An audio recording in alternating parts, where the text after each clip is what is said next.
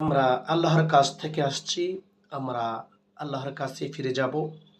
আল্লাহ পাক রাব্বুল আলামিন বলেন, আমি তোমাদেরকে সৃষ্টি করেছি পরীক্ষা করার জন্যে। আমি দেখতে চাই তোমাদের মধ্যে কে ভালো কাজ করে, তোমাদের মধ্যে কে খারাপ কাজ করে।